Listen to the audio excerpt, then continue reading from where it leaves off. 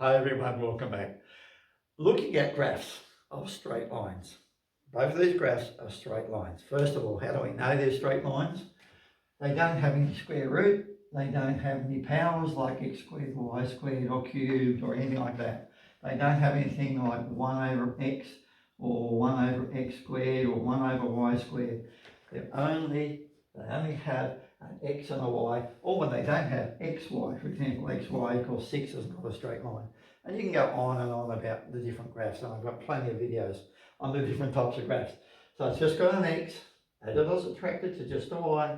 I've just got an x, added or subtracted to a y. By the way, there can be different sides of the equal sign, which is the same basic effect.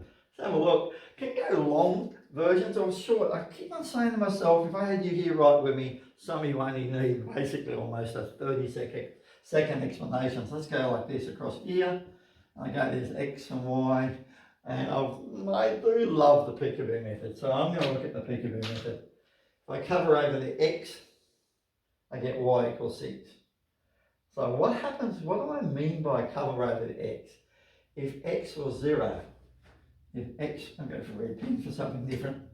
If x was 0, what would y have to be? If that was 0, y has to be 6.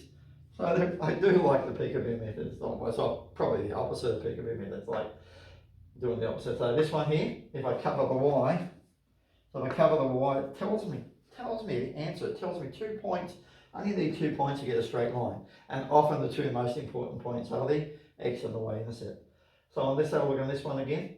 So I cover over the y, so y is 0 and x becomes 6. So here's my graph. 1, 2, 3, 4, 5, 6. Put a dot, so I could go 2, 4, 6. 1, 2, 3, 4, 5, 6. Put a dot, I could go 2, 4, 6. If you don't know as well, some numbers is all you need. A lot of times if it was me, I just put 5 and 5 because I can tell the numbers in groups of 5. Some students can't. And then I've got my straight line. There's my equation of the line, just see. Now, some of you will look at and see it in other ways. I'm going to mention those for a moment. We want two numbers that add to 6. That's all it says. Two numbers that add to 6. So 0 and 6. 6 and 0 or 0. What about 1 and 5? 1 and 5 add to 6. And maybe if your brain has never thought about it, 2 and 4 make 6, and then 3 and 3. 3 and 3 make 6. Now I can't quite see if I'm being accurate on the board. Yes, I am. So any two numbers that add to 6. Cover the x, it tells you what the y is. Cover the y, it tells you what the x is. But what if it's a little bit more complicated? Okay, let's have a look at what's going on. When we cover the x's this time, which is, I shouldn't nag about, we're saying that x was 0. So if I cover x, it was 0, and we got 3 watts of 12. I still talk about 3 watts of 12. So 3 fours are 12. If I wanted to, I could go divide by 3, divide by 3. Slow down for a second, if anyone's not comfortable. Divide by 3, divide by 3. 3 into 12 goes 4. So what did I do? I put x was 0, and I got y was 4. Still easy. A bit tricky if you get negatives, just got to be careful. But most of the time it's pretty easy. So that was letting x equal 0. So now if I let y equal 0, most of you are okay now, you could switch off the video. Y was 0, you got 2 watts of 12, or you can go 12 divided by 2 and you get 6. So back to my graph again. 1, 2, 3, 4, 5, 6, and I go say that's 5, and there's my x-axis, which I'll be a bit fuzzy. 4, 5, 6, I put 5 there, and there's my y-axis. Some marking of the axis is nice. So what have I got?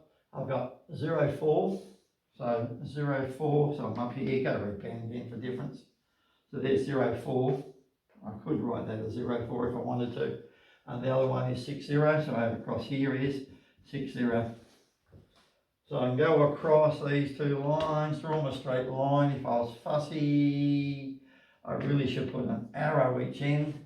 Just the arrow indicates that the line goes on forever. So how many points do I need to get an equation of a straight line? 2. How can I tell it's a straight line? There's no x squared, no x times y, no weird things, there's no sine, cos, tan, nothing there. It's just that. While I'm there for a moment, I'm going to nag for one moment, again, one more time about gradient. So once you've got that, you know the gradient. let's have a look at the gradient. So if I come all the way down to there and all the way across there, I've got 6 units there. 1, 2, 3, 4, 5, 6, or 6 boxes. And I've got 6 boxes there. So if I looked at gradient, and we call gradient M, you can just look at it and go, well, okay, 6 over 6. And that's what we refer to as the rise over the run. Just in case anyone still needs to see it, and that's 1. Trouble is though, this is going downhill. If we're going from left to right, this is going downhill. So if you're riding a bike, I was watching my grandsons always talk about riding downhill. That's downhill, which in maths, especially when we get to high level functions, we're talking about decreasing. So it's decreasing, so decreasing is a negative. So this one's also decreasing. I drew my boxes in here. There's 4 boxes. You can see the 4 boxes, or you can start here and go 1, 2, 3, 4. That's 6 boxes. Now it wouldn't make sense, by the way, to put 6 over 4. So whoever made the system up, I see so many students struggle with it, but really, to go 6 over 4 wouldn't make sense. The top over the bottom. So we refer to that, most people that get students to even understand, call it the rise over the run. So this is 4, that's 6. So this time the gradient is 4 over 6, which is 2/3. You'll get away with writing as 4 over 6. Again, if you're finding it helpful, please let friends know. Most of all, please press like. If you go through a lot of my videos and press like, that would be wonderful. I don't seem to get very many. And then the other thing is, if you're not subscribed, if you can subscribe. Thank you.